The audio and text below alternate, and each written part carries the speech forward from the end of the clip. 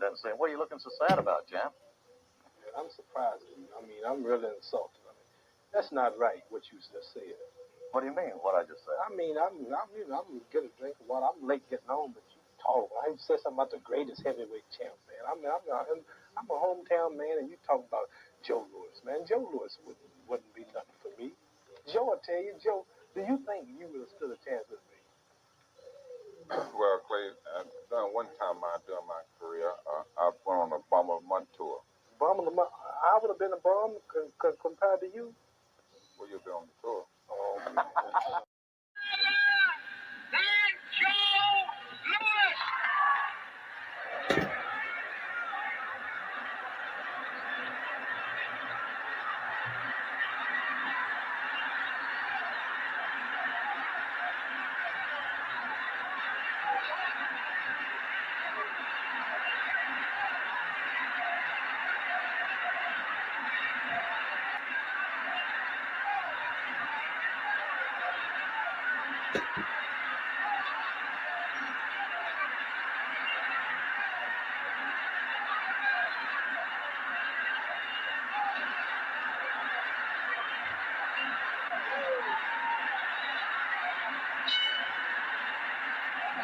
Watch this. A left-right combination by Rocky draws a beautiful left hook counter by La Starza.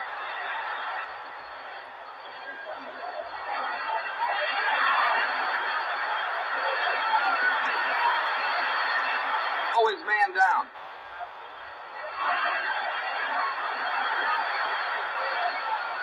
La Starza has been knocked down, but never out. As he himself puts it, I know how to get up. During this, and ducking under those shots by Marciano. Watch.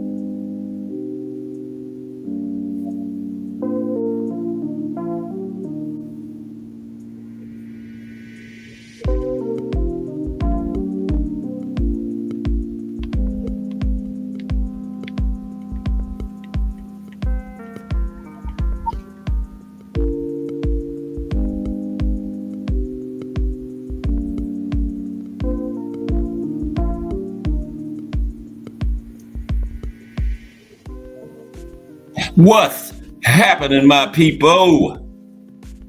It's Cash Sports again, back for another afternoon with the family. Now, as usual, before we get started, let me give a shout out to the JBT community. It's just boxing talk, We're a group of people who just love to talk boxing. And we're always looking for others to join us. And you don't have to be a content creator. The only requirement is you just have to love to talk boxing. That's all. That's all. Miss Cass, the Mighty Rise Podcast, Mike Mazik, Tim Layton. Salute to everyone and welcome to another episode of Cat Sports, the Box Story. Today, boxing styles. And you know what time it is. If it's Monday through Friday, 2 p.m., it's the Box Historian bringing you all that boxing history. Boxing is the greatest sport of them all. That's why we love it. Can't get enough of it. Welcome to the Tuesday afternoon edition of Cat Sports, the Box Historian. Still early in this big week of boxing history. We got boxing styles today. We talked about boxing styles at the end of a show last week, but we're going to go deep on it today. The four main boxing styles. Every fighter falls into one of them. There's some subcategories, but these top four, pressure fighter, brawler, boxer, puncher, outboxer. Every fighter falls into one of them. Like currently, a good pressure fighter would be like a pit bull, Cruz. A brawler, Gabriel Matias. Boxer, puncher, Boots Ennis. And outboxer would be Devin Haney, looks to win the fight on the cards. Good jab, good combination puncher, good footwork, outboxer. But first, for our highlights of boxing history today, we are going to talk about some of the top trainers in boxing history. Some of the top all-time greatest trainers to start the show off today. But appreciate everybody that's rocking with me today. I got a good one for you, okay? We're going to start things off with these trainers. I got 11 of them. Because the list I was going by didn't have Ray Arcel on it. And I'm like, how could you have a top 10 trainers list without Ray Arcel? We're going to talk about Ray during this segment. And I'm going to tell you about Ray Arcel. Probably could be the greatest trainer of them all, And this list didn't even have him on it, so I had to add him, right? And do a little write-up on it. Okay, so let's get into the top 10 trainers. 10 of the top. I never do the best, the worst, or anything like that. I just do some of the top ones, okay? I got 11 of the top trainers of all time for you today. Okay, let's get into that so we can get on to the show today, boxing styles, okay? All right, got my nephew Tim Layton in here. Tim usually busy working and, but I know when he can join us, he joins us, and he's in here today. Tim, one of the ones that was with me in the beginning. One of them people that kept coming back, kept me going in the beginning. Appreciate you, Tim Layton. Okay, let's get started with the some of the top boxing trainers.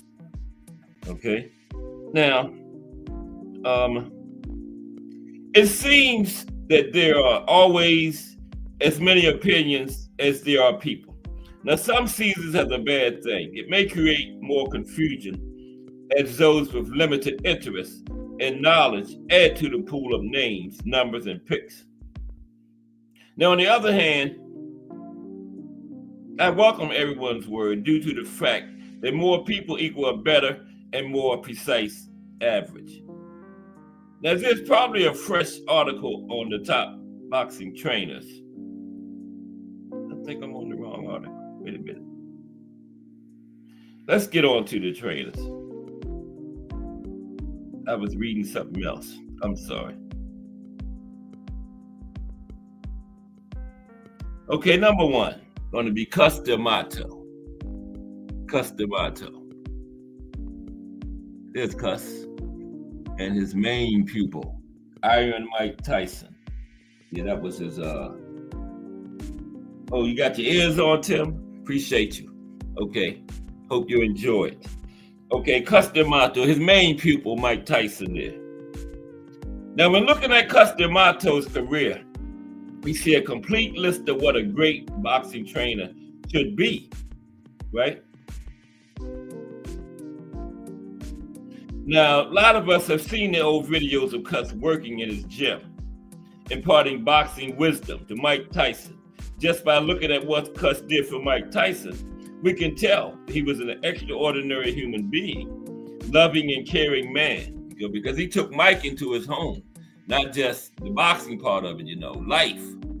He took Mike into his home as his own child, man, that's deep there. You take somebody into your home off the streets, treat him as your own. Yeah, that's what Cuss did for Mike Tyson. Okay. So yeah, he's definitely a loving and caring human being. Now, Cuss's dedication to the sport of boxing is simply unquestionable, as he spent countless hours at the gym for the benefit of others. Now, Cuss's biggest successes were two astounding personas, two phenomenal fighters. Floyd Patterson, Olympic middleweight gold medalist in 1952, beat Archie Moore for the heavyweight championship of the world, a man who gave Muhammad Ali two incredible fights. And of course, a man that shook the world many times over, Iron Mike Tyson, right? He was essentially saved, adopted, and taught by, and became the youngest undisputed heavyweight boxing champion of the world, thanks to Custer Mato. And that record still holds to this day. 20 years old, Mike is still the youngest heavyweight champion. Wilfred Benitez is the youngest, period, in any weight class at 17, but Mike's the youngest heavyweight. But this is not about them. It's about Custer Mato. Now, Custer invented the peekaboo defense style. Okay? He schooled Teddy Atlas.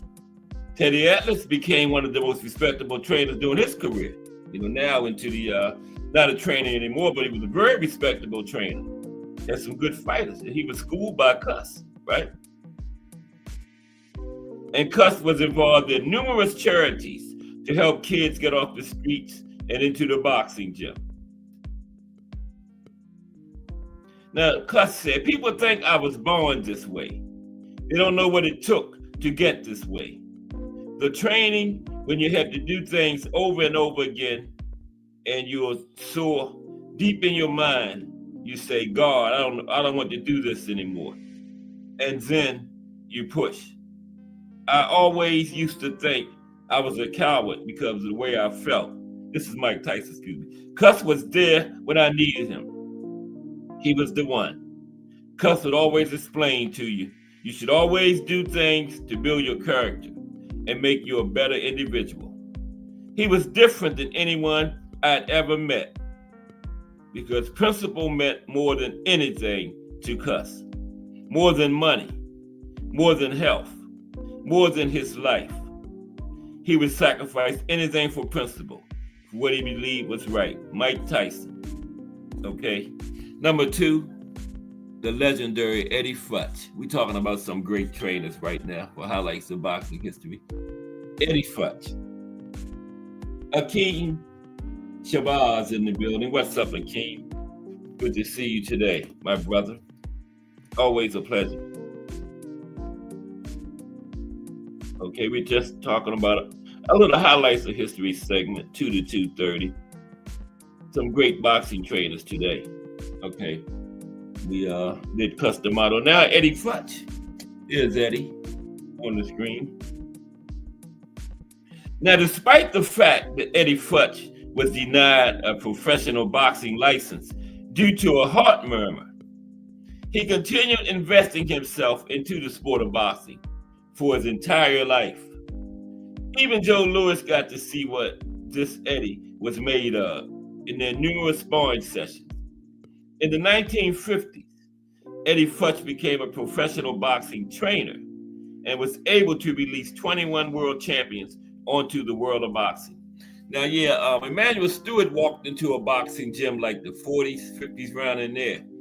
And working out in that gym he walked into was Eddie Futch and Joe Louis in Detroit. So yeah, he didn't have a choice but to get into boxing. He walked in there, and them two was in there the day he walked in. Eddie Futch and Joe Louis. Okay. Yeah, Eddie had 21 world champions. Trevor Berbick, Riddick Bowe, Joe Frazier, Virgil Hill, Ken Norton, and of course the world famous Freddie Roach are just some of the names Eddie has worked with. Not only a Hall of Famer, but also a man who trained the champion conquerors. He was able to train 4 of the 5 men who defeated the one and only Muhammad Ali, which in itself is a remarkable achievement. Yeah, Muhammad Ali had 5 losses. 4 of them, Eddie Futch was in the opposite corner training the fighter that beat him. Okay? Eddie Futch. Eddie was completely submerged in the sport of boxing and made it his life goal to become one of the greatest trainers of all time, and he accomplished that. Not only that, but Futch developed another one of the best boxing trainers of all time, Freddie Roach, who's on this list. All in all, Eddie Futch deserves a spot in the top 5, no matter how you look at it, okay? Boxing is a science. You don't just walk into a gym and start punching. Fighters are born with differences in physical ability, but you also see a big difference in their skills. That's the trainer's influence at work. The great legendary Eddie Futch. Okay? Next is Freddie Roach, schooled and nurtured by Eddie Futch as a boxer and a trainer. There's Freddie. Yeah, Freddie, I don't use too many active people when I'm doing these things, but when you got an active fighter or trainer that's exceptional, they get included. And you're doing top 10 boxing trainers, Freddie Roach belongs on the list. Okay, Freddie Roach. What's there to be said about Freddie Roach that you don't already know? A former professional boxer under the guidance of Eddie Futch, who had a whole spectrum of ups and downs throughout his life. Now, developing Parkinson's disease cripples most people, making them very sedentary and careful. But for Freddie Roach, it turned out to be a blessing in disguise. Now, in order to curb the terrible symptoms and slow the progression of his disease, Freddie spent days on end at his world-renowned wild-card boxing gym out there in California, and still does. Of course, Manny Pacquiao is the main reason for Freddie Roach being who he is and where he is right now. Now, their relationship, while not exactly like Mike Tyson and Custer Matos, is unlike any other. Okay? They are no longer business partners. They are no longer teacher and student or even friends. They are simply put, adopted relatives. Manny Pacquiao has went up in weight, dominated fights, improved his skill level, mostly thanks to coach Freddie Roach. Ultimately speaking, Freddie Roach molded and carried to colossal success a current era Muhammad Ali. When trained in Philippines, Pacquiao took some time off to talk politics, and Freddie threatened to leave Pacquiao, as he was not going to train a fighter to lose or get hurt.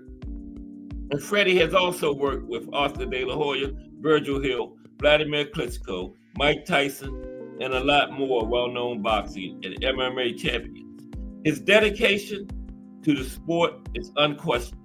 His ability to teach and develop fighters is unparalleled, as can be seen in yet another successful advancement. He also trained Amir Khan, right?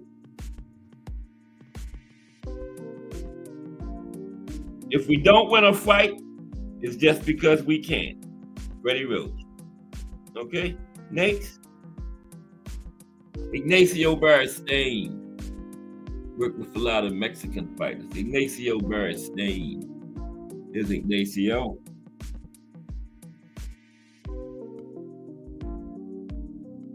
Okay, Ignacio Beristain.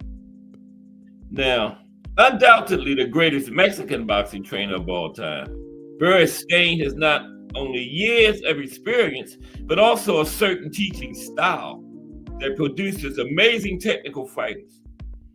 As previously mentioned, Beristain is all about technicality and detail of boxing. He takes his time to perfect movement in his fighters. If there's one trainer that likes to train by the book and have a certain degree of perfection in every punch that his fighter throws, it's Ignacio Nacho Beristain, okay?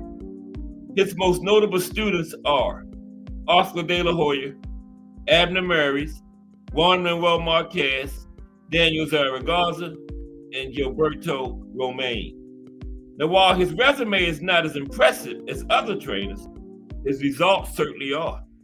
Juan Manuel Marquez was the only fighter to ever give Manny Pacquiao a run for his money by beautiful technical work in the ring.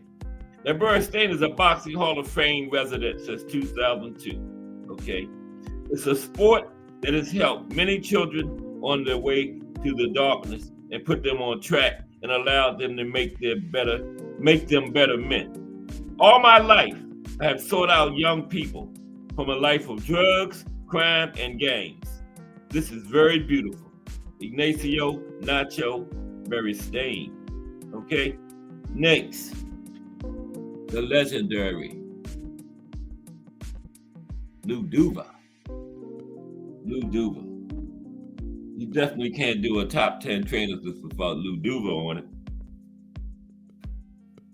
Now, this name just screams Hall of Fame. Now, before going further, let's list the boxers Lou Duva worked with.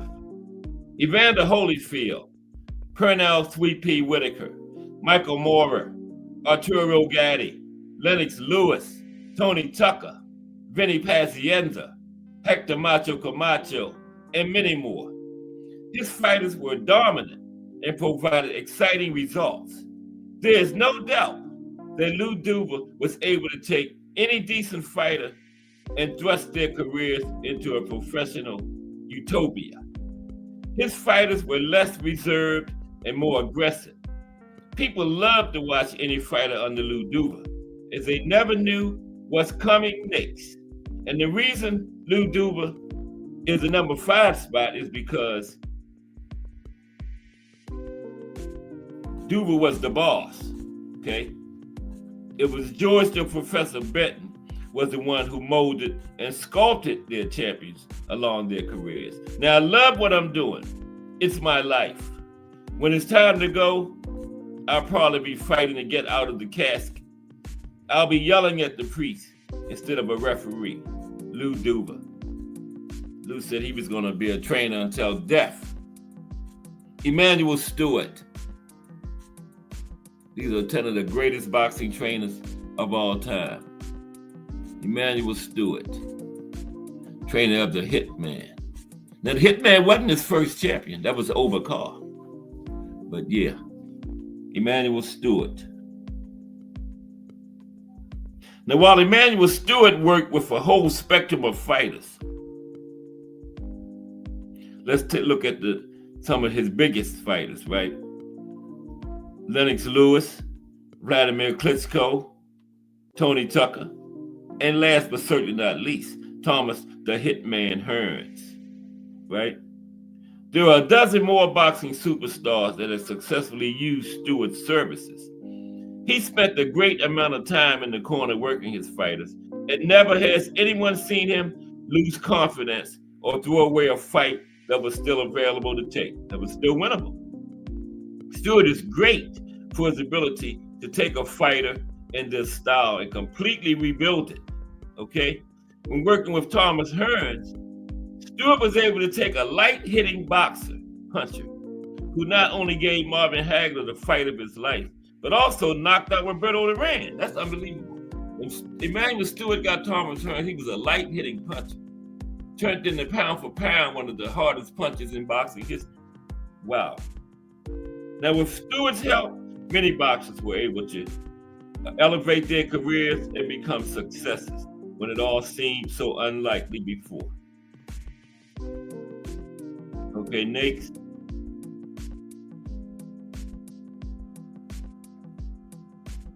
Angelo Dundee, the trainer of Muhammad Ali and Sugar Ray Leonard. Okay, Muhammad Ali and Sugar Ray Leonard, two of the top names of the modern era. Any era, really, but definitely the modern era, from like the 70s on up to now. When you just say boxing, Muhammad Ali, Sugar Ray Leonard are two of the first names that come to mind. Yep, Angelo had both of them from beginning to end. Okay, let's talk about Angelo briefly. We're going to get to the boxing styles. How can this man not be in the top 10 boxing trainers of all time? How could he? Angelo Dundee is yet another Hall of Fame trainer with an astounding resume. And that's why I say they're making a mockery out of the Hall of Fame. You got people like this in there: Angelo Dundee, Custom Mato, Teddy Atlas, Emmanuel Stewart, and then they're going to put Turkey Ali Sheik in there. They're making a mockery out of the Hall. Turkey Ali Sheik does not, maybe one day he will, but not yet. He hadn't done shit, So, and then Rocky. They might as well put me in there. Me and Rocky got the same record, 0-0. What is he doing in there? And the same knockout rate, 100%. We've knocked out 0 people, 100% of 0.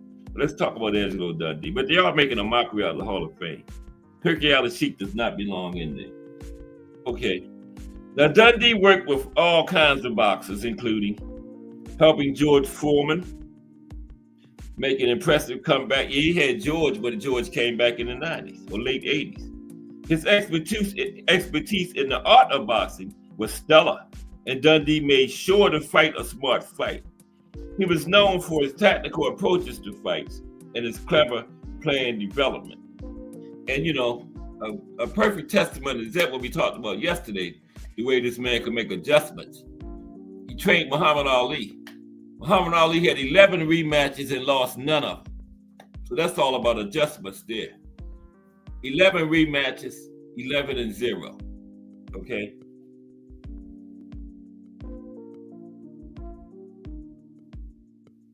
Yeah, and he had Dundee was the primary trainer of Muhammad Ali throughout his entire career.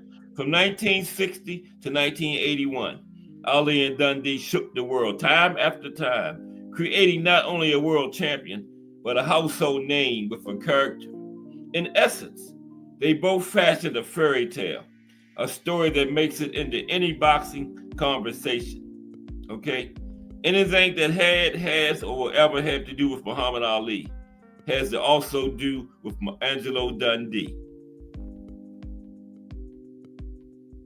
I just put the reflexes in the proper direction. The legendary Angelo Dundee. Couple more. Jack Blackburn. This man trained the great Joe Louis until his death. Jack Blackburn. Most of those fights in the 12-year stretch run Joe Louis had as champion, this was his trainer right there, Jack Blackburn. Yes, he was. Jack Blackburn. In the early and he was also a boxer. In the early 1900s, boxing was on a rise. Boxing trainers were popping up all over, mostly trying to make some money with their fighters by prize fighting. Now, of all of them, none were distinctive, and not many were able to deliver something new and exciting to the public's eye. Now, Jack Blackburn was a professional lightweight fighter, retiring with a record of 99 wins, 26 losses, 19 draws. Wow. Okay. Let's see here. 99 wins, 26 losses, 19 draws. That's 144 fights. Wow. Okay. Let's continue. I can't see numbers go by without adding them up or doing something with them. I'm sorry. After retiring, Blackburn decided to give training a try and see how well he did. He briefly worked with Charles Taylor and Jersey Joe Walcott, but it was the Brown Bomber, Joe Louis, who made Blackburn famous, and vice versa. Blackburn created an extraordinary fighter with a closing record of 65 wins, 3 losses, no draws. 2 of those 3 losses were when Joe Louis came back and shouldn't even been in the ring, right? Best known for his fights against Max Smelling, Joe Louis proved to be an artist in the sport of boxing. Jack Blackburn discovered Joe Louis and, in essence, changed boxing history. Once that bell rings, you're on your own. It's just you and the other guy, Joe Louis, right? And I told you, Joe Louis and Max Smelling's second fight lasted 2 minutes of the first round. But Max Smelling spent 2 months in the hospital for a 2 minutes fight. That is what you call a thorough butt whipping. He spent a month per minute in the hospital. 2 minute fight, 2 months in the hospital. Okay, a couple more. Teddy Atlas. Teddy Atlas. There's Teddy. Teddy Atlas. He worked with Mike Tyson a little while till that incident happened. Mike patted his niece on the butt or something like that. Yeah, he was a disciple of Cus D'Amato. Him and Kevin Rooney. Kevin Rooney was really the trainer. Cus worked with Mike, but actual fights in the ring, Cus put Kevin Rooney in there with one of his offshoots, as trainer. And Kevin Rooney knew Mike Tyson in the boxing ring better than anybody. We talked about that yesterday. Now, being groomed and learning from Cus D'Amato makes Teddy Atlas an exceedingly valuable trainer for any athlete. He must be one of the most thought-out trainers doing his career. Now, while his name does not create the kind of hype that Freddie Roach or Roger Mayweather does, his knowledge is on par with both those men. Any way you look at it, it's hard to deny that Atlas has some part in bringing Mike Tyson to the top. His resume is built on being a head trainer for Michael Moorer and Alexander Povetkin, Samuel Peter, right? And he also managed Samuel Peter. Teddy Atlas did. Now, his temper is short, his criticism is direct, and his teaching style is unique. Thus, many have trouble keeping the line of communication conflict-free. Now, regardless of what anyone had ever said about Teddy Atlas, if listened to, his results are positive. It is apparent that this trainer knows how to assemble a fighter's separate attributes into a better flowing whole. Do you want me to fight? Huh? Do you want me to trade places with you? Do you? Listen, this guy is finished. There comes a time in a man's life when he makes a decision to just live or survive, or he wants to win. You're doing just enough to keep him off you and hope he leaves you alone. You're lying to yourself. You're going to cry tomorrow because of this. Do you want to cry tomorrow? Huh? Don't lie to yourself. Back this guy up and fight a full round. Teddy Atlas. And number 10 is the late, great Roger Mayweather. You knew Roger was on here, right? There's Roger. How could we forget the infamous trainer and uncle of the world champion superstar, Floyd Mayweather Jr.? Roger is not only a trainer, but a former world champion himself, with a record of 59 wins, 13 losses, no draws. His knowledge of boxing history, as well as the technical aspect of boxing, is nothing short of astounding. There are a number of things that may draw people away from Roger, but his booming result with Mayweather Jr. is well unbeaten. With a current record of 50-0, 27 knockouts, Floyd was one of the most wanted opponents in boxing history. Roger did a great job with his nephew, delivering an astounding, fast, and smart boxer. Maybe, just maybe. Roger Mayweather did a great job with his nephew. And Roger said, "Don't be mad at me, just beat the mother effer." Roger Mayweather. And finally, last but certainly not least, is Ray Arcel. Okay? This man, Ray Arcel, is just incredible. I'll tell you about him when I finish the little write-up I got on him. Just incredible. Ray Arcel. Where is he? Oh, there he is. Him and the Hands of Stone, Roberto Duran. Okay, we got some people came in. We got Warlock Boxing in the building. What's up, Warlock Boxing? Good to see you again, bro. Always a pleasure. We were just talking about we're going to talk about boxing styles, Warlock, but first, trainers. I appreciate your comment yesterday too, Warlock. And yeah, I've been checking you out. Yeah, I was already subscribed to you. Yeah, I knew about you. You was telling me that you had some content, but I knew about you, Warlock Boxing. And I appreciate your comment yesterday. I was already subscribed to you, yeah.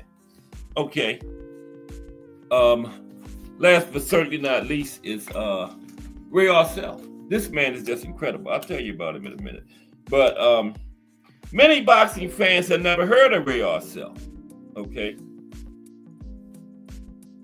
But he's one of the most accomplished trainers in boxing history. Now, Arcel started working with boxers in his early 20s and won his first title as a coach a few years later. Now, known for his understanding but firm approach to training boxers, Arcel was way more than a coach. He went above and beyond to keep his fighters in the right mental state and out of trouble. Arcel had trained over 20 world champions by the time he eventually retired. Now, some of his more notable students include Freddie Steele, Larry Holmes, Benny Leonard, and the Hands of Stone, Roberto Duran. Now, this man, he trained two of the greatest lightweight fighters of all time. He had Benny Leonard in the 20s and Roberto Duran in the 80s. The same man trained a world champion in the 20s and another world champion in the 80s. That's incredible right there. And every decade in between the 20s and the 80s, he had at least one world champion. Some decades, multiple. Incredible. A world champion in every decade from 1920 to 1980. Wow.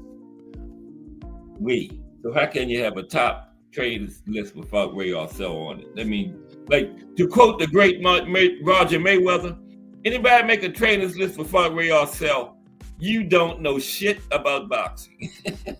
Okay? That's just what it is. The great legendary Ray Arcel. Now let's get started with boxing styles, okay? We talked about it a little bit last week to kill some time at the end of the show. We're going to go a little deep into detail on it. 4 main boxing styles. I got to figure out where I'm at. 4 main boxing styles, right? We got the pressure fighter or swarmer. We got the brawler. Difference between pressure fighter and brawler. Like Pitbull is a pressure fighter.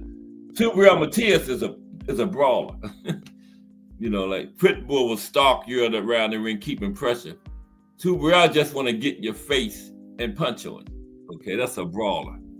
And I said the boxer puncher would be like a Boots, and Devin Haney would be the typical outboxer. But let's get into it a little bit more deeper. I gotta see where it started at.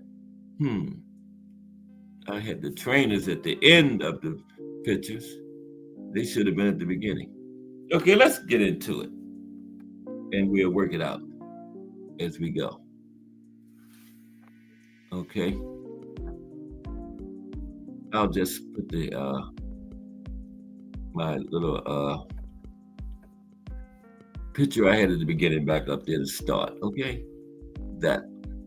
Then we're gonna move on into the show. There we go. Get up there. Okay. Boxing styles. Covered it up with my name. Mike Rim is in the building. What's up, Mike? Boxing styles today. I knew Mike Rim was coming. They've been coming since day 1, too. Him and Mike Mazik and Tim Layton. A few others. Appreciate everybody. Azim been with me for a while. Warlock always stopping by. Yeah, appreciate all of y'all. The Mighty Rise Podcast. Hashtag JBT. Give us a lot of credibility. A big, established, successful channel like the Rise Podcast, part of the JBT. People say that JBT must be something. Rise Podcast is in it? Yes, they are. The Mighty Rise podcast, that is. Okay. Now let's go with boxing styles. How's everybody today? It's Tuesday, right? Well, tomorrow is going to be amateur boxing.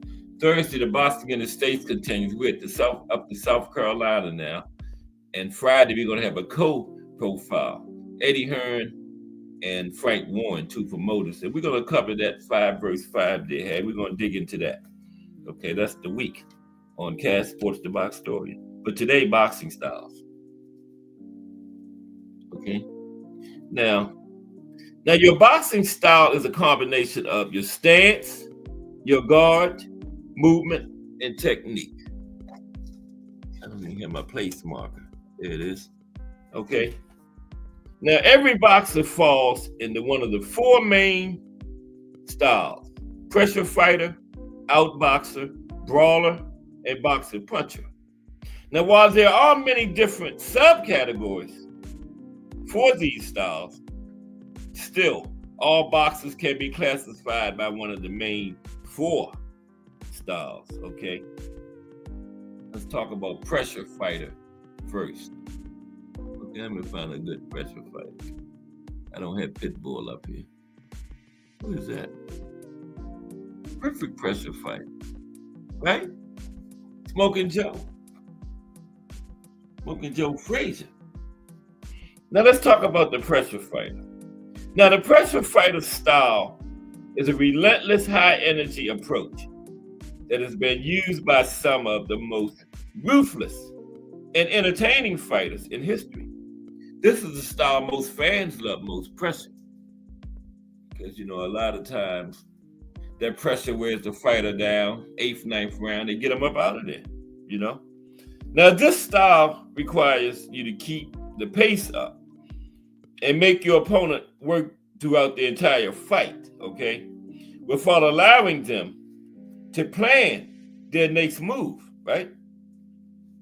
Now, pressure fighting is a tactical approach where a boxer relentlessly pushes forward to control the tempo of the fight. Now, this style is characterized by several key attributes. Now, pressure fighters impose their will on their opponents. They dictate the pace. This is what they try to do anyway. They dictate the pace of the action and the fight, making sure their opponents feel the constant weight of their presence. This style involves a determined and unyielding pursuit of the opponent, pursuing them into unfavorable positions and forcing them to either adapt or crumble under the pressure. Either adapt or crumble, okay? Now, a pressure fighter is like an unstoppable force, consistently advancing, looking to keep their opponent on the back foot and never allowing them to get comfortable. A tight high guard provides a solid defense while relentlessly advancing, minimizing the chances of being caught with a devastating counterpunch, okay? Yeah, most pressure fighters in that high guard when they're coming forward, right? Keep from getting caught by a devastating counterpunch. And head movement is key to avoiding incoming punches while closing the distance, allowing the pressure fighter to maintain their offensive momentum, okay? Pressure fighting is a high reward fighting style, but it also comes with some high risks, right? Now let's look at some of the pros and cons of the pressure fighting style. First, the pros. Look at the pros first. Now, pressure fighting is often favored by judges due to its perceived control and dominance throughout the fight. That's one of the pros. Sometimes favored by judges, right?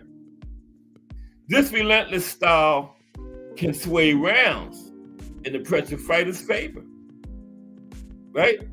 Reflecting their inner motivation and determination in the eyes of the judges. That's a big one there. That's a big pro for pressure fighters, the judges. Also, the benefits of pressure fighting go far beyond the scorecards and give you a mental edge. Adopting a pressure fighting style often unnerves opponents, right? The relentless pressure can break their concentration, making it difficult for an opponent to execute their own game plan, right? Conditioning. Pressure fighters must be in exceptional physical shape. Embracing this style leads to enhanced endurance and stamina, critical attributes for any boxer, okay? Another pro is crowd appeal. The aggressive, forward-moving nature of pressure fighting tends to excite the crowd, right? Spectators appreciate the tenacity and determination displayed, making pressure fighters fan favorites. Learning adaptability. Man, is there any cons? Any cons? Okay, yeah, we coming to the cons. Learning adaptability. Now, pressure fighters become adept at adapting on the. Pressure fighters become adept at adapting on the fly, right? This style necessitates quick thinking, allowing fighters to make adjustments as they read their opponent's movements. Frustrating opponents. Now, the unrelenting pressure can frustrate opponents, forcing them to make mistakes and take unnecessary risks, which pressure fighters can capitalize on. Okay, now let's look at some of the cons of pressure fighting. You know, says high risk, high reward. Let's look at some of the high risks of pressure fighting. Just like you have to be in good conditioning. One of the big risks of pressure fighting is fatigue, right? Fatigue. Now, pressure fighters can exhaust themselves quickly if they don't maintain their energy and pacing. And this fatigue can lead to decrease in performance, making them vulnerable in the later rounds of fights, right? Vulnerability to counterpunches. Now, by continuously moving forward, pressure fighters are more susceptible to counterpunches. Their aggressive style can leave openings for opponents to land clean and damaging shots. Risk of injury, okay? The high intensity, close quarters nature of pressure fighting can increase the risk of head clashes, cuts, and other injuries. These are some of the cons of pressure fighting. Mental strain, just like you put the mental strain on your opponent. Pressure fighter has some mental strain too now. The mental fortitude required for pressure fighting can be draining, right? Staying focused and motivated throughout a grueling fight can be mentally taxing, right? And one-dimensional. Relying solely on the pressure style may make a fighter one-dimensional, limiting their ability to adapt to different opponents or situations. High expectations. Now, pressure fighters often set high expectations for themselves, which can lead to added stress and pressure to perform at a consistently high level, right? Now, let's look at some commonly known pressure fighters. First, Smoking Joe Frazier. Might as well start with him since he's up there. Smoking Joe. Very short. Smoking Joe Frazier was a relentless pressure fighter. He was known for his left hook and unyielding forward movement. Yeah, Joe only knew one way to come forward. That's why it hurt him so bad against George Foreman, because he was at a huge disadvantage in size, height, and reach. And that's a terrible matchup for somebody, a little small fighter like Joe Frazier loves coming forward. George Foreman was a terrible style matchup. And Customato told Mike Tyson before he passed away never to fight George Foreman, because the same thing that happened to Joe Frazier was going to happen to Mike Tyson. And like Joe Frazier kept getting up. He got knocked down 6 times. It would only took George to knock Mike down like 2 times. Mike wouldn't have kept getting up, like Frazier did. Mike didn't have the staying power that Smoking Joe had. Okay. So after like 2 knockdowns, Foreman would have had Mike. But yeah, that's what George Foreman was, a terrible style master for Joe Frazier. That's he only knew one thing: forward movement. Frazier became the undisputed heavyweight champion and is famous for his epic fights with Muhammad Ali. Okay, another pressure fighter, Mike Tyson. You're gonna get to the other styles, don't worry. Iron Mike Tyson was a ferocious pressure fighter with incredible power and speed. He overwhelmed opponents with quick combinations and relentless aggression, earning him the title of the baddest man on the planet. Yep, they called him the baddest man on the planet until they ran into Buster Douglas. And everybody wanted to fight him after that. Another pressure fighter. How about Julio Cesar Chavez? Julio Cesar Chavez. Until they run into the jab. That's true, Azim. That's a good way to keep a pressure fighter at bay. That jab and movement, Jab and good movement, Good ring generalship. Exactly like Rayo did Pitbull in their fight, remember? Pitbull could not track Rayo down. Rayo almost threw a shutout. Remember that? So yeah, that's a good point, Azim. How they went into the jab. Let's see.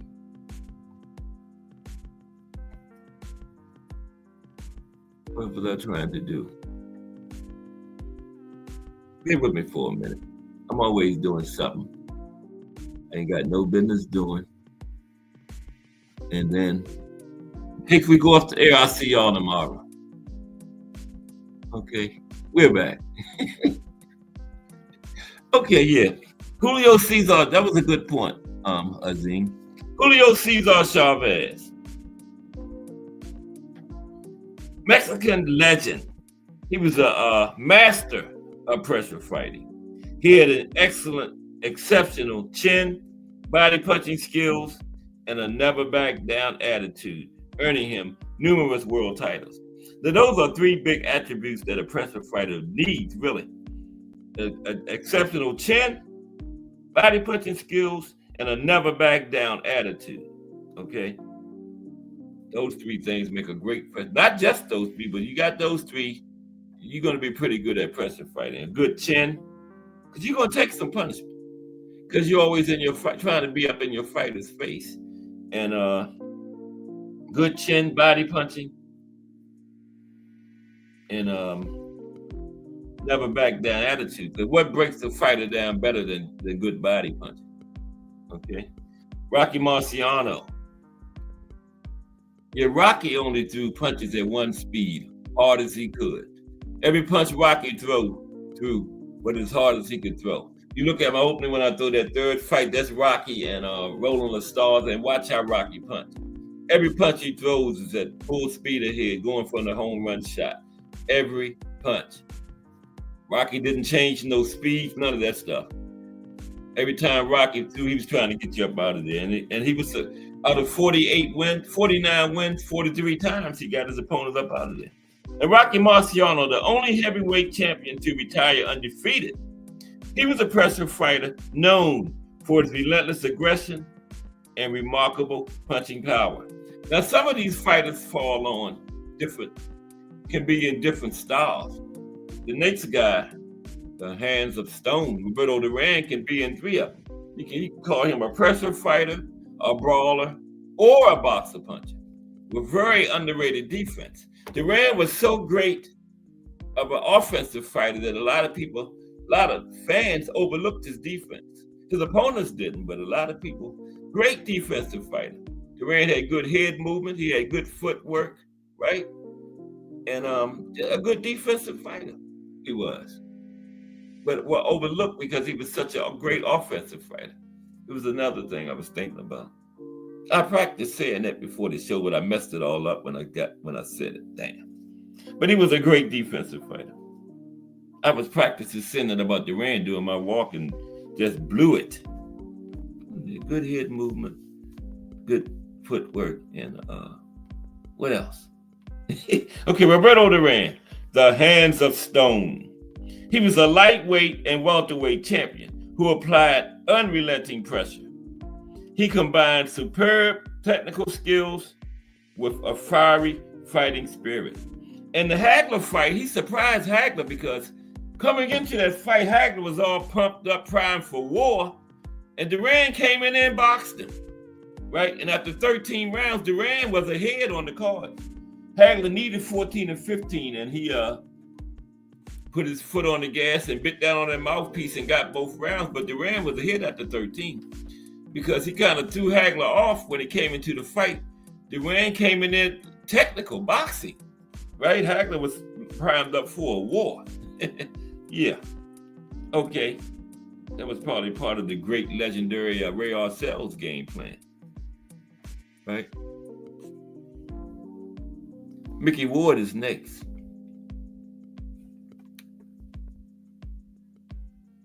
But wait a minute. That ain't Mickey Ward. That's Triple G. Oh, boy. Oh, let me see. Let me find Mickey Ward. He's on here. Let's see. What's up, Mickey Ward? There he is. Mickey Ward. Now, known for his trilogy of fights with epic fights with Arturo Gatti, Ward was a tenacious pressure fighter, right? Who never backed down from a challenge. And he was famous for his body punching. Yeah, Mickey Ward was. Damn, now Triple G. I got to go back up here and find Triple G now. Oh, boy, let's see. There he is. I see Canelo. Isn't that Triple G? No. Damn, that ain't no Triple G. That's Larry Holmes. Damn. It definitely ain't Triple G. There he is. Punching Canelo. Both of those guys had great chins. Everybody hitting the like button for the Box Historian. I appreciate it. Hope you're enjoying it. Wait, you know what? I'm telling people hit the like button. Guess who haven't hit the like button? Me. Damn. How can I expect somebody else to hit it? I didn't even hit it. I went out to look at the likes and I didn't even hit it. That's crazy. Who's next? Triple G, another great pressure fighter. Gennady Golovkin. He was a fan favorite pressure fighter who engaged in many memorable wars, particularly his fights with Canelo Alvarez, when I'm on the screen there. He was known for his heart and determination in the ring. Okay, we winding down. Outboxers next. A couple more pressure fighters. Oh, shoot. Yeah, I'm going to end the thing.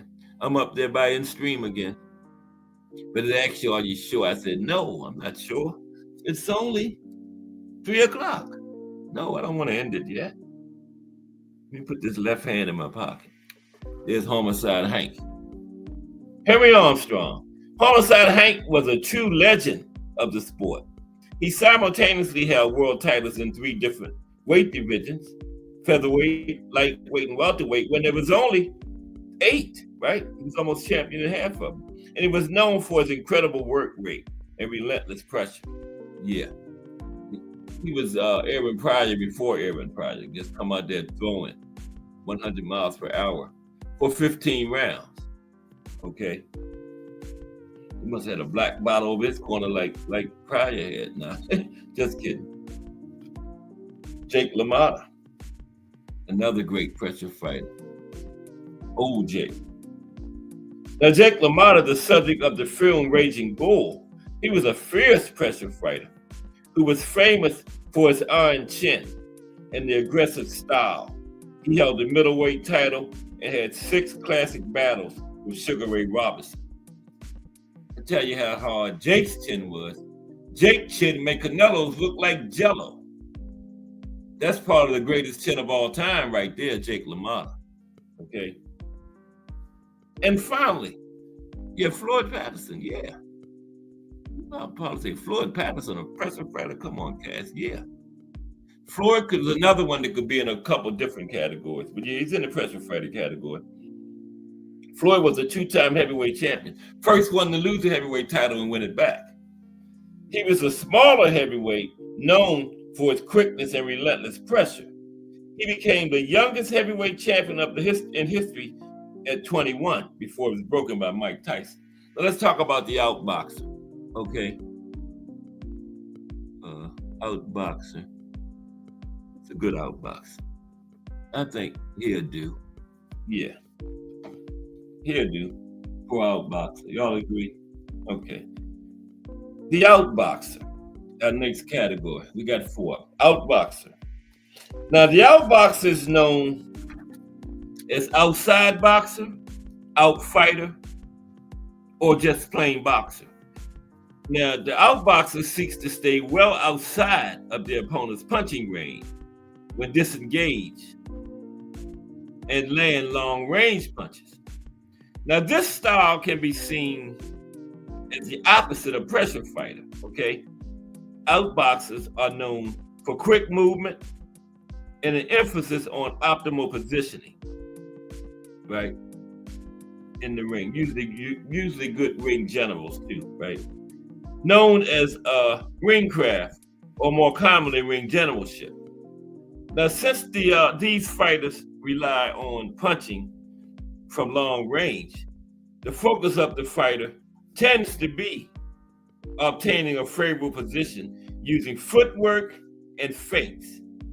When you then using the threat of these punches to draw counters from their opponents, right?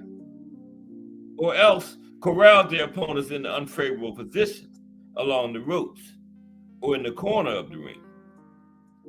Thus making the opponent's movements much easier to anticipate, right? That's the outbox. Now, using positioning outside of the opponent's range, a successful outboxer will score using their jab and attempt to anticipate their opponent's response, applying an appropriate counter. Yeah, always feeling the opponent out with the jab to get a response, and then doing the appropriate counter punch in response to what the opponent does. Okay.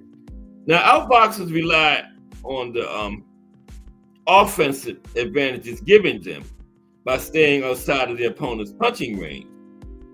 The opponent is forced to initiate engagement from this range, and a successful outboxer will attempt to reduce possible responses of the opponent using feints and footwork in particular, achieving a favorable angle where the opponent is within the outboxer's punching range, while the outboxer is outside of the opponent's punching range, okay? Now, an outboxer's style often typified by speed and a focus on accurate punches over knockout power, okay? Like I said earlier, knockout boxers usually favor winning on the cards, okay? Not saying they don't have power, but they favor staying outside of range, scoring points, setting up the opponent using the jab, getting responses, then countering. Now, outboxers are generally taller fighters with long reach, as these fighters tend to be more able to threaten punches from outside of the opponent's range, right? The outboxer. Now let's look at some outboxers. A little short talk about these outboxers. Muhammad Ali, right? Now, Muhammad Ali, the greatest. We talked about him yesterday. Yes, he is the greatest. Like I said, I'll be back on Joe Louis as the greatest next month when I do a show on him. But right now, it's Muhammad Ali. Now, Muhammad Ali is everything that you could ask for in an outboxer, right? Outside fighter. He had a lightning fast jab, super quick feet, and was always in position to either throw a punch or avoid one. Okay, that's the perfect outboxer. Always in position. That describes the outboxer perfectly right there. Always in position to throw a punch or avoid one. Okay? Keeping the right range, perfect range, where you're in position to throw a punch or like counter an opponent or avoid your opponent's punch. Always in position to do those two things. Now, most fighters can't pull off a style where their hands tend to be waist high. But Ali defied logic, right? Ali defied logic. Another outboxer is Gene Tunney. Gene Tunney. Now, being able to avoid and outsmart the relentless pressure of fighters with the nickname the Pittsburgh Windmill and the Manassas Mauler is quite a feat. Yeah, Gene Tunney beat both of those guys. The Pittsburgh Windmill was Harry Grab, Manassas Mauler, Jack Dempsey. Now, with a great jab and a good right hand to back it up, Gene Tunney could keep his opponents at bay while he put on a boxing clinic. Beat Jack Dempsey twice, okay?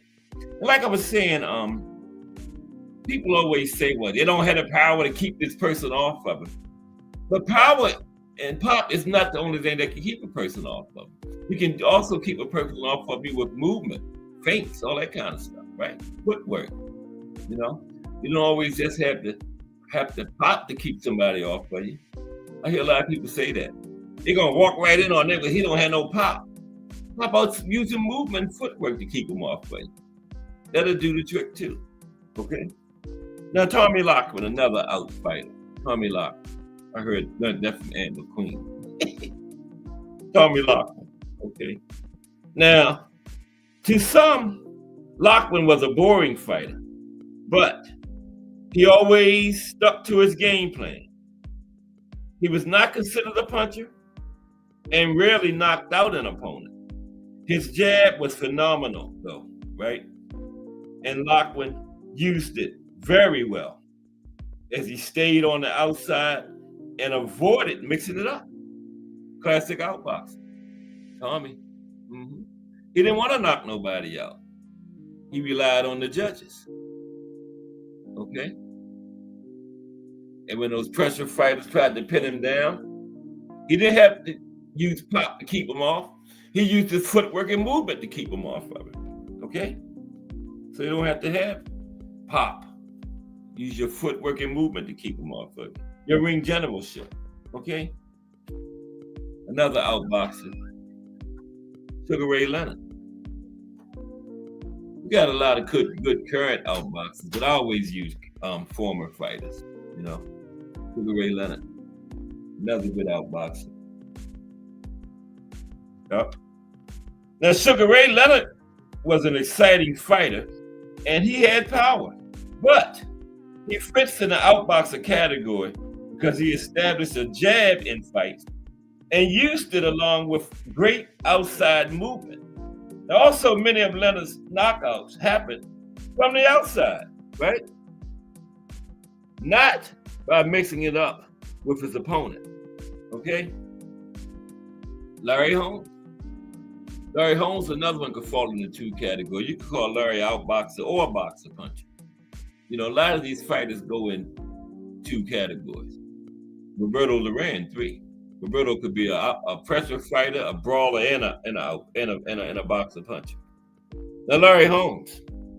Now, some people say Larry had the best jab in the history of boxing. That jab created one of the best and longest runs in history as a heavyweight champion. One of them. He had 20, but he had 20 of them. Okay? Benny Leonard, one of the great nicknames, the Ghetto Wizard. No, that ain't the Ghetto Wizard. That's Joe Gans. Damn. And they didn't have boxing trunks back then, obviously. Like Joe Gans fighting in his drawers. Like Floyd Schofield was out at the tow truck in his drawers, remember? Okay, Benny Leonard. I'm sorry. I had to find Benny Leonard. There he is. There's Benny. Benny Leonard. Okay. Azim says, I keep telling y'all Jimmy Young. Jimmy was an outboxer. Azim, I didn't catch what you was talking about. Maybe I missed the comment of this. Oh, Tim Layton says, Buster versus Tyson is the fight that got Manny Pacquiao in the boxing. Yeah, I heard that, Tim. I heard that somewhere. I sure did. Yep. They got to pay attention to the comments. Yeah, I heard that too, Tim. That was a fight where Manny was motivated to be a boxer. Mm-hmm. Now, Benny Leonard is probably about the only former lightweight that has a case of being better than Roberto Duran, both trained by Ray Arcel. Now, Benny Leonard started boxing at 15 years old and had a few tough fights early in his career. But once he matured and got a few years of boxing under his belt, he had an amazing run at lightweight. His best attributes were his footwork and ability to counterpunch off of that movement. Now, the typical moves for an outboxer, footwork and able to counterpunch off of that footwork. Okay. Now, let me get back to Joe Gans. I don't know. This my picture's out of order. I don't know what happened. Damn. It is Joe Gans. Yeah, that's Joe. But nobody else dressed like that but Joe Gans. Now, Joe Gans. There's a reason Joe Gans' nickname was the Old Master. He had all the tools, and many believe he was ahead of his time with his techniques and skills. Now, because of the racism during the era Joe Gans fought in, he was forced to lose fights that he clearly could have won in dominant fashion. Okay. Yeah. That was just the era that, the country was in. The world was in, really. Not just the United States. The world was in. Tony Canzoneri, we just talked about some outboxing before we get to the other two categories. We got time. Tony Canzoneri, another great lightweight. Canzoneri, he was a fun fighter to watch. He was always moving around the ring, changing angles, and throwing a variety of punches. Tony Canzoneri. Billy Conn. Now, Billy Conn was a good outboxer because he gave Joe Louis a boxing lesson for 12 rounds, right? Is that Billy Conn? No. Wait a minute. Yeah. He gave Joe Louis a boxing lesson for 12 rounds. But then in round 13, he decided to come out and slug with Joe Louis and got knocked out immediately, right? All that 12 years of all that history would have been changed because Billy Conn would have beat Joe Louis right in the middle of that reign. 25 title defenses, 12 straight years as champion. None of that would have happened. But Billy Conn decided that he wanted to stand toe-to-toe with Joe Louis after giving him a boxing lesson for 12 rounds. And guess what? After 12 rounds, Joe Louis needed a knockout, and he got it. But anyway, Billy Conn was a great outboxer. He's most famous for his gutsy performance against Joe Louis. Before that fight, Conn was the light heavyweight champion of the world.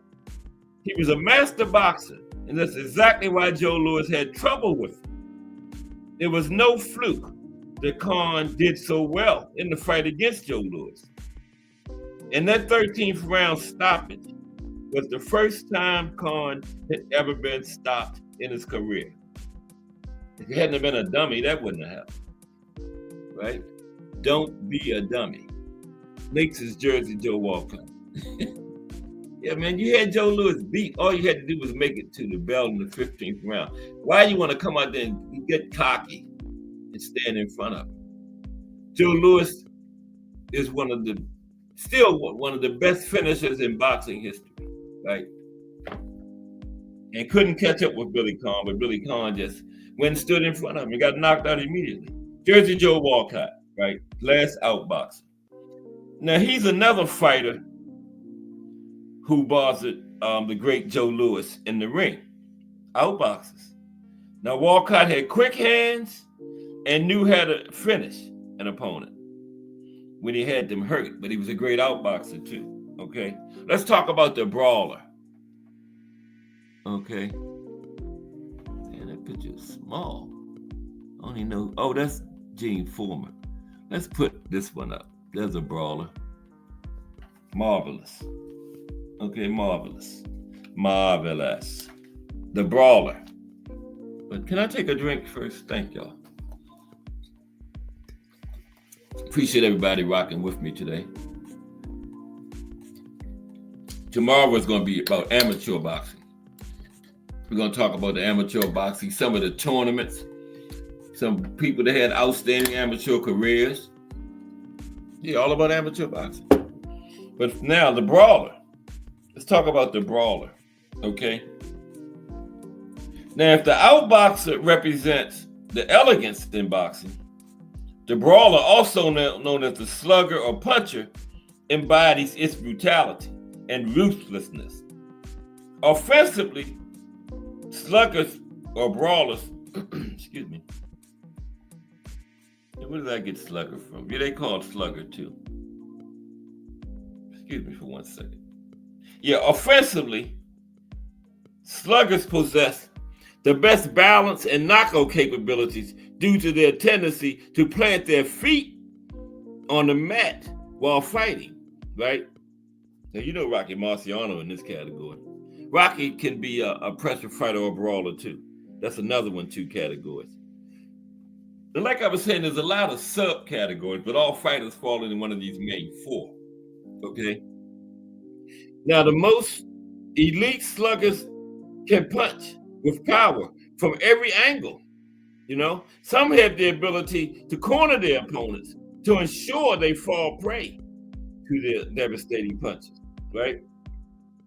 Now, when it comes to defense, brawlers smother their opponents and leave them vulnerable to power punches.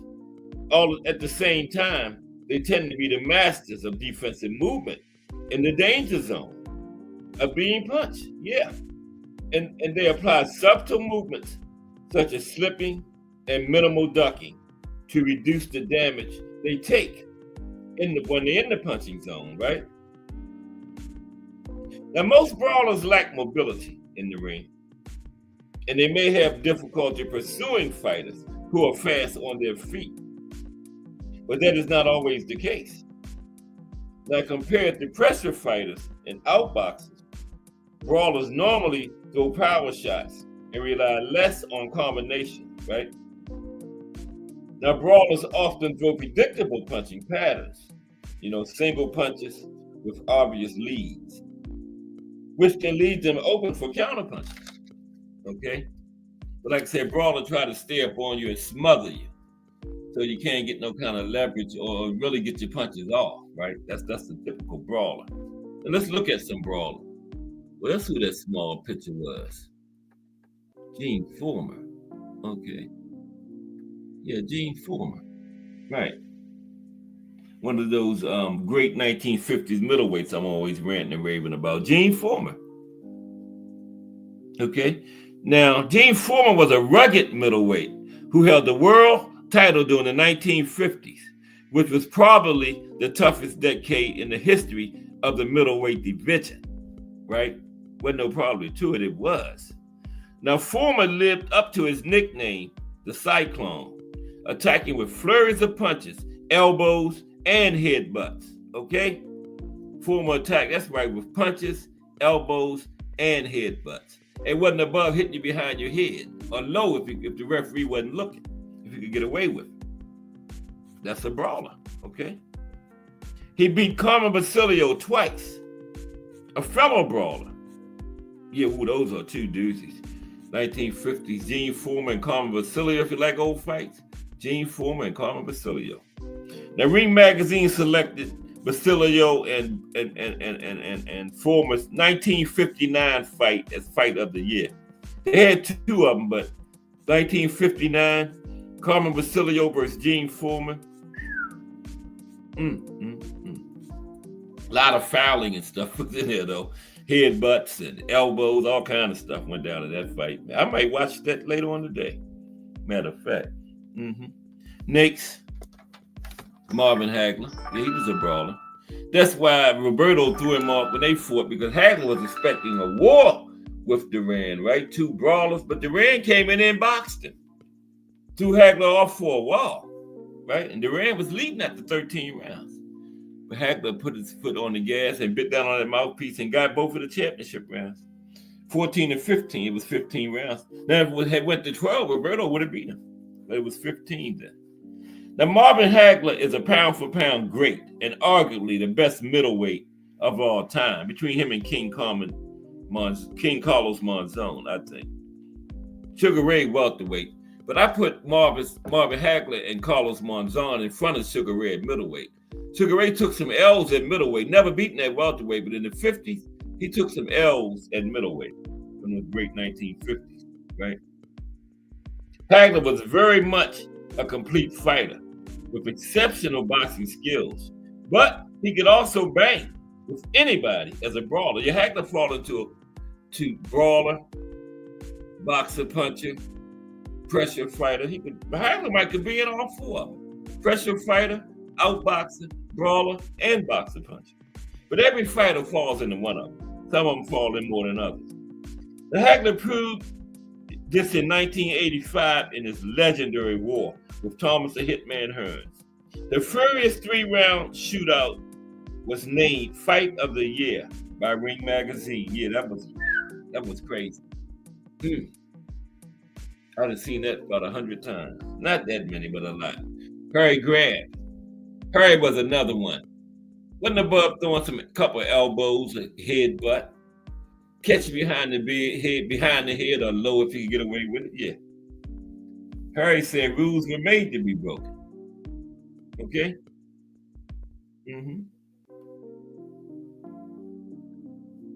Harry Grant was one of the greatest middleweights in history, and definitely the most dominant in the era prior to World War II. There's a lack of available footage of Grant in action, but newspaper articles from his era describe him as a skilled and ferocious brawler. Nicknamed the Pittsburgh Windmill, he was an all-action fighter, attacking behind sweeping overhand rights and violent lead hooks and uppercuts and elbows and headbutts. Grant is the only fighter that ever defeated the great Gene Tunney. Yep, Gene Tunney lost one fight in his career. Gene Tunney never lost at heavyweight, but he lost to Harry Grant at light heavyweight, so he couldn't match Rocky. It's only undefeated heavyweight. Rocky never fought at nothing but heavyweight, but Gene Tunney never lost at heavyweight, but he lost at light heavyweight. How about this brawler? Big George Foreman. Could Foreman be a boxer puncher too? I don't know, maybe. But he was definitely a brawler. Most people would prefer to use the term puncher instead of brawler for Big George. Anyway, he excelled at cutting off the ring and trapping opponents. He could also outbrawl just about any other heavyweight in history. Big George could take a monster punch, then come back with an even harder one, right, of his own. George had two early and devastating stoppages of Joe Frazier and Ron Lyle, two top 5 heavyweights of the 1970s, which was the most talent-saturated decade in the division's history. Okay, Jack Dempsey, another brawler. Jack Dempsey.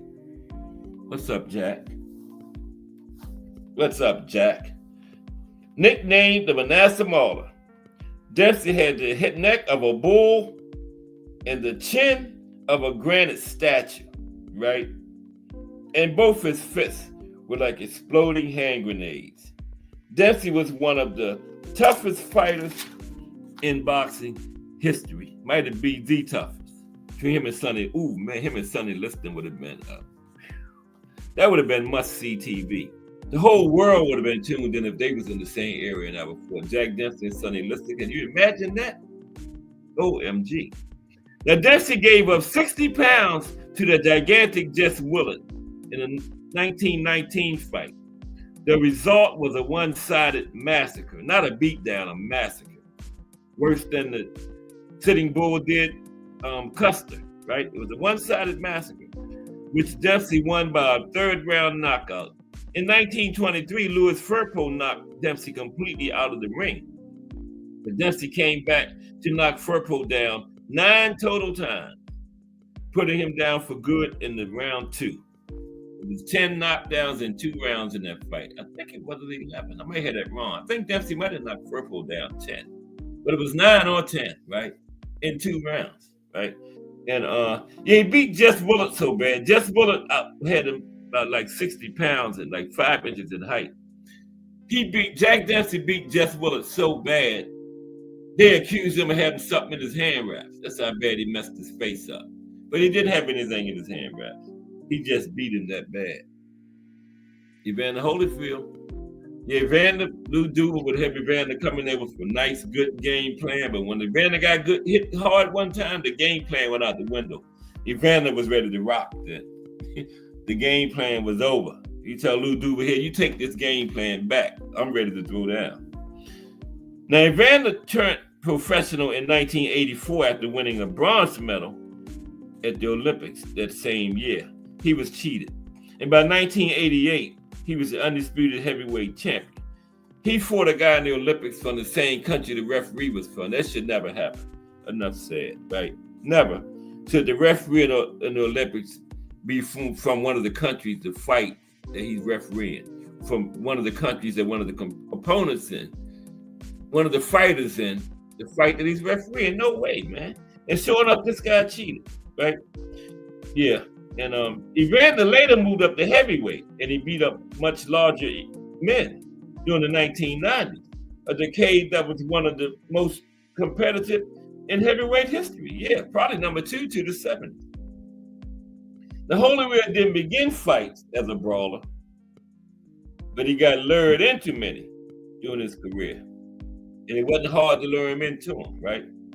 And he would fight inside against bigger opponents with the tenacity of a pit bull, yeah. And fighters knew that. It wasn't hard to lure Evander into a brawl. Catching one good time, that's it. Evander coming then. Okay, this is Roberto Duran's second category we had him in. Was it? I don't know. Was he impression fighter? I can't remember. But it is Roberto. I use the same picture I used for Ray Arcel. Here's Roberto in his training, the great Ray Arcel. 330. No way. It's not 330. No way. Everybody clocks got 329. I thought it was like 5 after 3. Okay, let me speed up. Now Roberto Duran. I still got boxer puncher. And I wanted to talk about a little more about the boxing styles at the end. I had something good. I might do that in the highlights of boxing history tomorrow. No, I had what are the traits of a great trainer. Okay, but we might do that tomorrow. But Roberto Duran. Now I already profiled Duran. Yeah, he was in the pressure fighter category, but just couldn't keep him out of the brawler category. 2. Now Duran was a skilled boxer, and he developed tricky defensive abilities during his career, but no matter how refined Duran became, he always attacked his opponents like a wild man.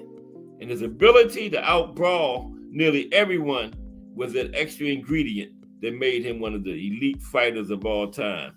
The hands of stone. Okay? Now, boxer puncher. Oh, we only got one more, right? Boxer puncher. Yeah. We did pressure fighter, out boxer, brawler. Yeah, boxer puncher. We'll get it in. Boxer puncher is next. Let's see. How about him for a good boxer puncher? What y'all think? Is that a good boxer puncher? I think so. Okay. Yeah, Jimmy Young. Yeah, he beat Big George, and Jimmy outboxed him. Mm-hmm. Yeah. He sure did. That was a great fight too. Was it 76? Somewhere around in there. I can't remember the exact. Yeah, I would have to look it up. But boxer puncher. Let's talk about the old boxer puncher. Okay. Now, the boxer puncher possesses many of the same qualities of the outboxer, right? Hand speed, often an outstanding jab, good combination skills, and or counterpunching skills, better defense and accuracy than the brawler, while possessing brawler-type power. And the outboxer usually has good footwork too, good movement, right? Now the boxer puncher usually has good footwork and movement too. Now the boxer puncher may also be more willing to fight an aggressive swarmer style than the outboxer, right? In general, the boxer puncher lacks the mobility and defensive expertise of the pure outboxer, right? That's not saying he don't have no movement and defense, but he lacks the outboxer usually has better mobility and defense than the boxer puncher, okay? Now, the boxer puncher are the most unpredictable among all four boxing styles. The boxer puncher doesn't fit in the rock, paper, scissors theory. So how the fight plays out between this style and others tends to be unpredictable. Now, boxer puncher's ability to mix things up may prove to be a hindrance to any of the three other boxing styles, but at the same time, their versatility means that they tend to be a master of one. Okay? Now let's talk about some boxer punches. Okay? Some boxer punches. Oh my goodness. Come on, man. How's everybody? Today is Tuesday. Are we still early in this week? Big week of boxing history that we're into. Okay. I'm trying to get this boxer puncher going. The equipment ain't cooperating. I already got it set up. What was boxer puncher under? That's trainer right there. I did that. Oh, I got it. It is right there. Yeah, Sugar Ray Robinson is first. Boxer puncher. I got 10 boxer punchers. We're all good people. Okay. 10 of the top boxer punchers in boxing history. Now, boxing has many different fighting styles, like I was saying. And throughout the history of boxing, there have been different ways to categorize these styles and different styles which have risen to prominence. And there's a lot of subcategories too, but like I said, all fighters fit into one of the main four, right? Now we're gonna focus on the boxer puncher right now in the top 10, right? Now, of course, boxer punchers fight both on the inside and outside. They will usually set up the attack on the outside using an effective jab and right hand. Once the opponent shows a sign of weakness, the boxer puncher goes on the attack, coming inside, doing powerful combinations. Now, unlike a pure outboxer, the boxer punchers like to mix it up. But unlike pure brawlers, they like to set up their plan of attack first in order to make it more efficient and devastating, right? Yeah, they're not just going to walk in on there swinging like the brawler does. They're going to set things up.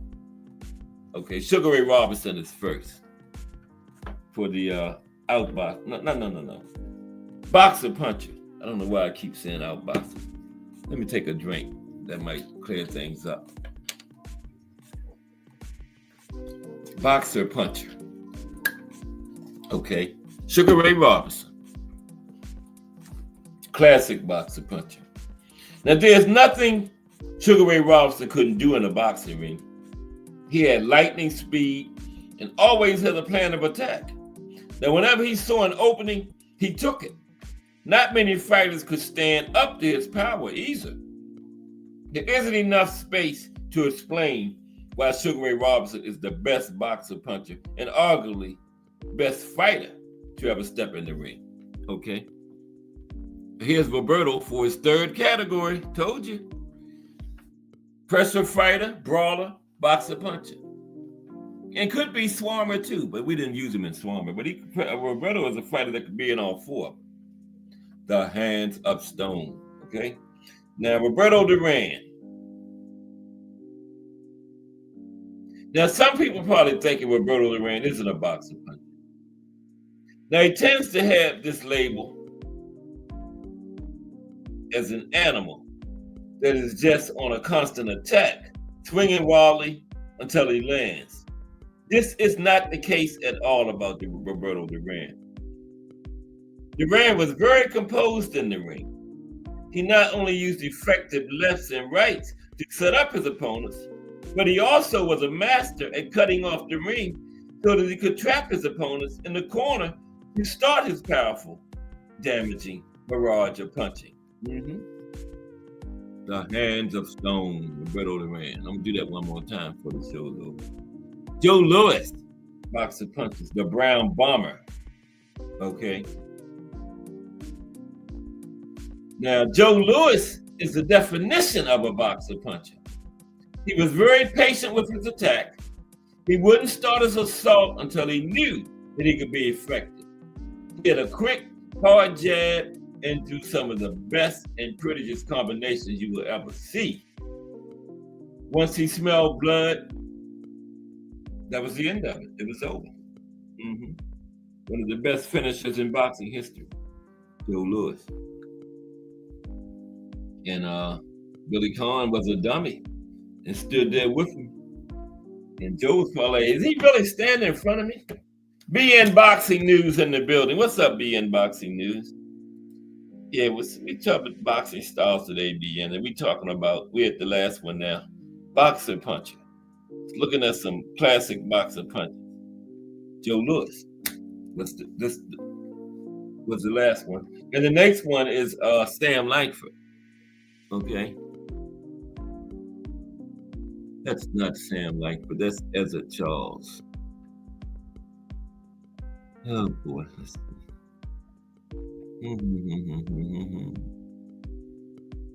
Oh, there's Sam Langford. Okay, there we go. Sam Langford, boxer puncher. Now, as boxing historian Monty Cox stated, Sam was like an experienced version of prime James Toney in terms of size and skills, but possessing punching power that was Mike Tyson-like. So this man had the skills of James Toney and the punching power of Mike Tyson, okay? Langford was a man that was no more than a super middleweight in size, but he was beating up heavyweights. Why was this? It was because he could move, block, counterpunch, etc. Jack Johnson wanted no part of him later in his career. And Sam goes down as the best fighter in history to never win a championship. Jack Johnson fought him once and said, no more. I ain't fighting that little guy no more. And Jack Johnson was a heavyweight. Sam was no bigger than, fought heavyweights like one in the 160s, okay? And beat him. Jack Johnson was 200 plus. Didn't want no part of Sam Langford. Ezra Charles is next. Now, I was just on Ezra Charles. Why are you doing me like this, laptop? Damn. Ezra Charles and Sam Langford were supposed to have been back to back, one at the bottom and one at the top. There's Ezra. What's up, Ezra? Okay, here we go. Ezra Charles, we're doing boxing punches. Now, Ezra Charles, he was considered by many as one of the very greatest light heavyweights to ever live, but he never won a title at light heavyweight, right? Now, Charles was a boxer that could finish off his opponent. He was beautiful in the ring. One of his great attributes was that he could throw a jab, a right, a hook, or an uppercut from the outside to set up his inside game. Once inside, he was so quick and accurate, that many opponents couldn't handle him anymore. Okay, this is Marvin Hagler's second category. Remember, he was a brawler too. Charlie Fletcher Hagler could probably go in 3. Pressure fighter 2. Not that much about boxing. Hagler could be pressure fighter, brawler, boxer, puncher. Here he is. Al Booger. That's right, the Cincinnati Cobra, Al Booger. Is that where you at, being boxing news? In Mexico.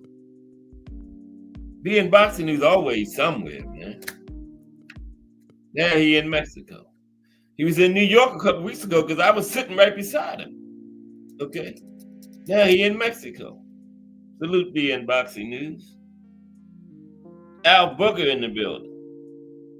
What's up, Al Booger?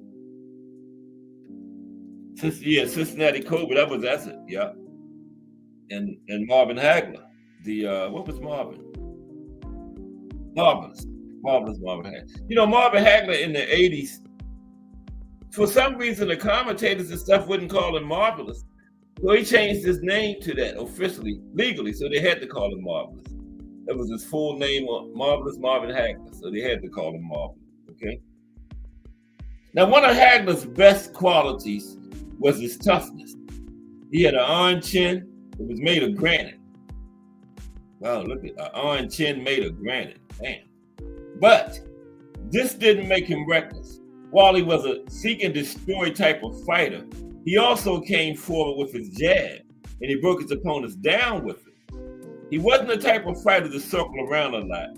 He just wanted to get to his opponents, but be smart about it. And he wasn't a one-punch knockout artist, but he did wear his opponents down with his relentless attacks. Another boxer puncher, the Hitman. Thomas, the Hitman Hearns. Salute, Al Booger. How are you today? Good to see you, bro. Always a pleasure. Okay. Thomas, the Hitman Hearns. Good boxer puncher. Hearns had great attributes for the boxer puncher style, right? He was a tall fighter with long arms. He had a very quick jab that was difficult to get by, in addition to that right hand, right, which was deadly. Hearns fit the outboxer too. Those same attributes fit the outboxer. Now, this made it very easy for Hearns to set up for the kill. Of course, he was in some of the classic fights and battles of the 80s. And they say he had a suspect chin. I don't know. He just got hit by some good punches, you know. He got knocked out by Hagler, but yeah, Hagler just caught him, man. And Sugar Ray broke him down over those rounds. And, you know, I don't know if he ain't had no Amir Khan chin, right? So I just don't, I wouldn't say his chin was that suspect, no. Boxer puncher, the Pac-Man, Manny Pacquiao, the Pac-Man. Okay, we just got a couple more. Now, Manny Pacquiao. Now, the Pacquiao became more of a boxer puncher later in his career, which put his speed to better use, right? He was able to stay on the outside a lot more and hurt his opponents from there until he was ready to unleash his attack on the inside, quickly darting inside and back out again to avoid incoming fire. Yeah, Manny made that famous, that darting in and out. Yeah, he was an expert at that. Ike Williams, back from 40s, maybe early 50s.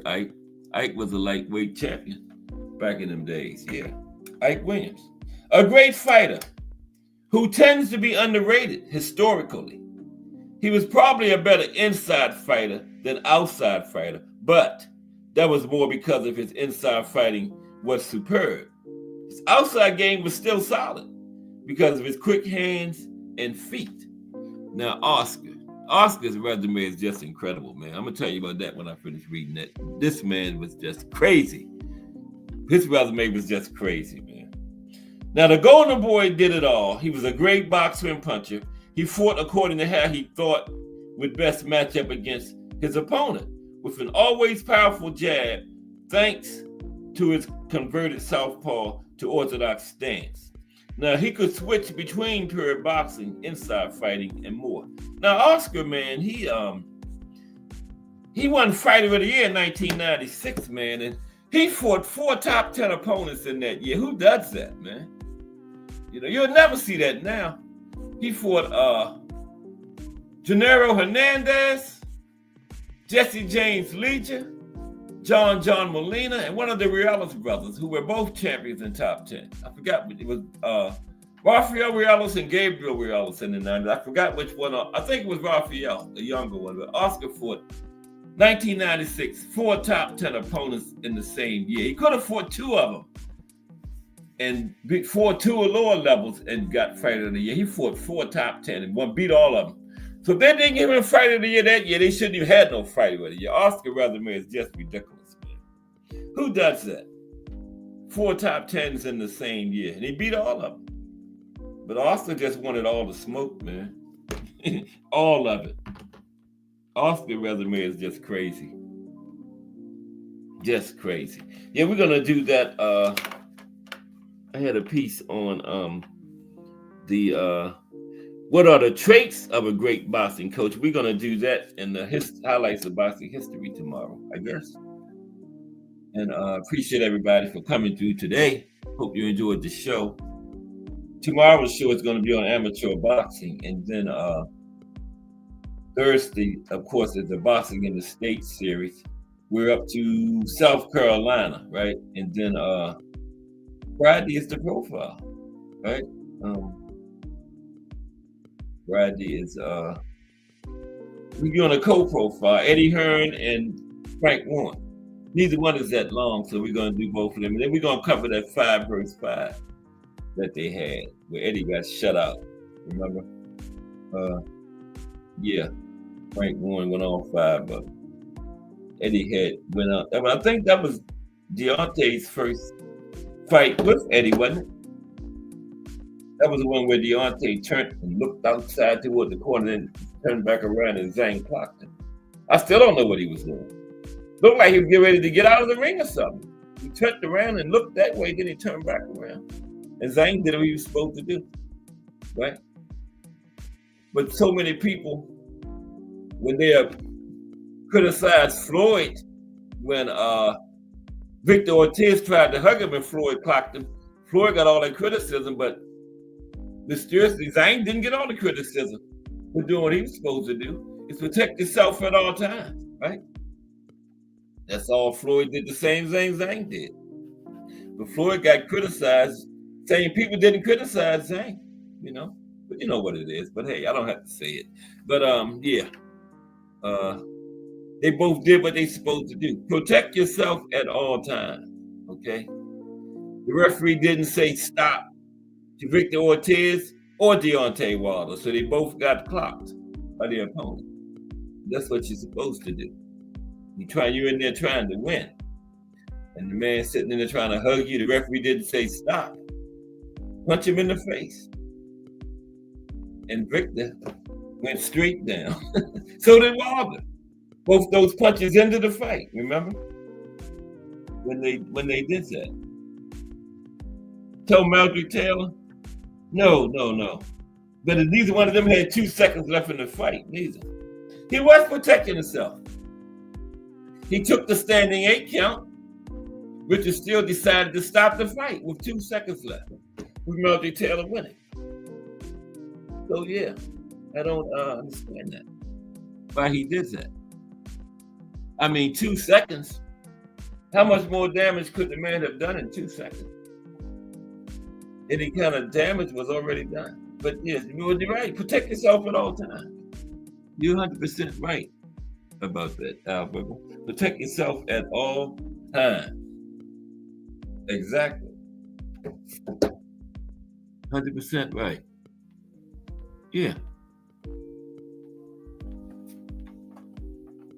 Because if you don't, you see what happened, right? You get clocked. And that's the end of it for you. Yeah. But Just Do Boxing is coming up after this, right? And let me see what Just Do Boxing got going on over there today.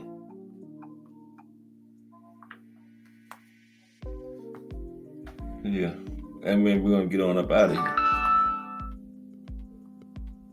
Let's see. Just Do Boxing. Part of that Fire JBT organization, network, company, whatever you want to call it. Okay, Just Do Boxing today. Let's see.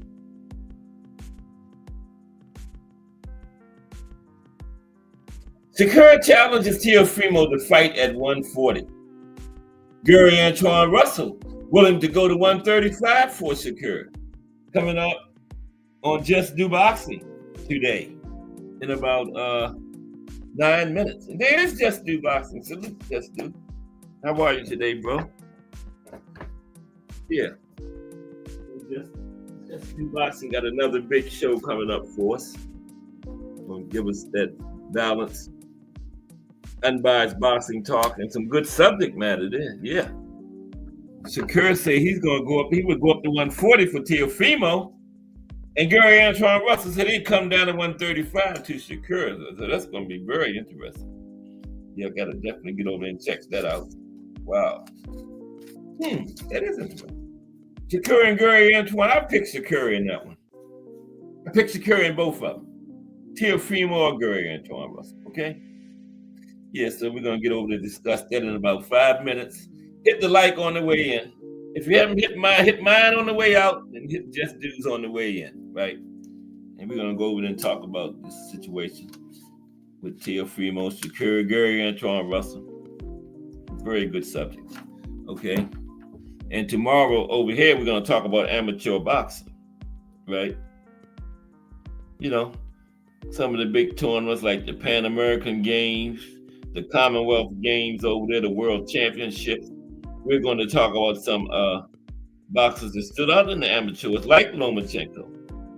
I mean, he was damn near 50, still fighting in the amateurs, but hey, he still had a good amateur career. But they do that over there in Eastern Europe, you know. Look at all of like Usyk, Beterbiev, Rival. They all have like low 20s in fights, so you know they stay in the amateurs a long time. Where you know guys their age usually have up in the 30s in fights. They have all of them in the low 20s, so you know not just Loma, they all do that. Loma got like 21 fights, you know. So, but we're gonna look at amateur boxing tomorrow, okay? And like I said, Thursday the boxing in the States continues with South Carolina. We're gonna talk about Joe Frazier again. Joe Frazier is one of those two-sport guys because he did him for Pennsylvania too, remember? That's where his boxing career played out in Pennsylvania. But he actually from Georgia. I mean, no, South Carolina. Was it Beaufort? Somewhere down there. Joe got into some trouble with some white guys down there, and it was, you know, that was like 50s, the Jim Crow era, and people came to Joe and said, Joe, you better get out of town.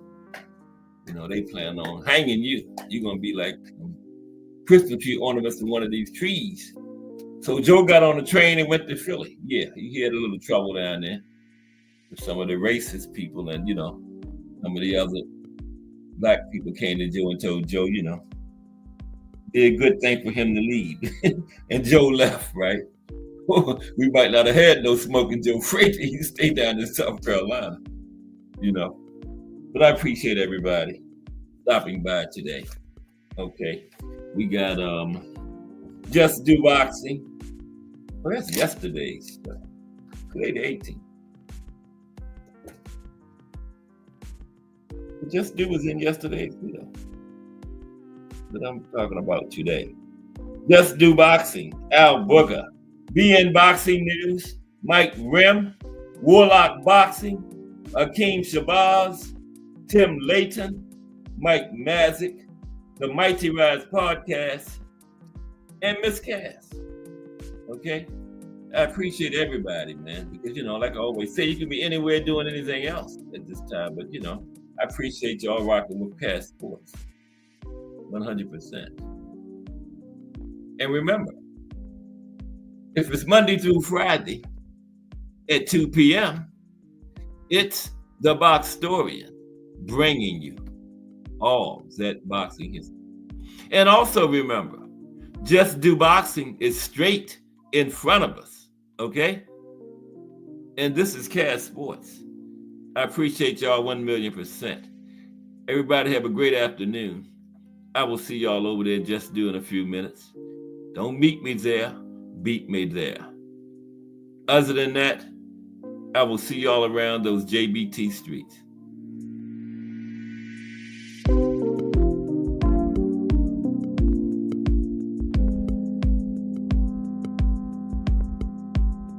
Oh, Al Booker has joined Cass and Friends. Appreciate you, Al Booker. That's my second member. First one since it got remonetized. Appreciate you 1,000,000%, Al Booker. Welcome to Cass and Friends.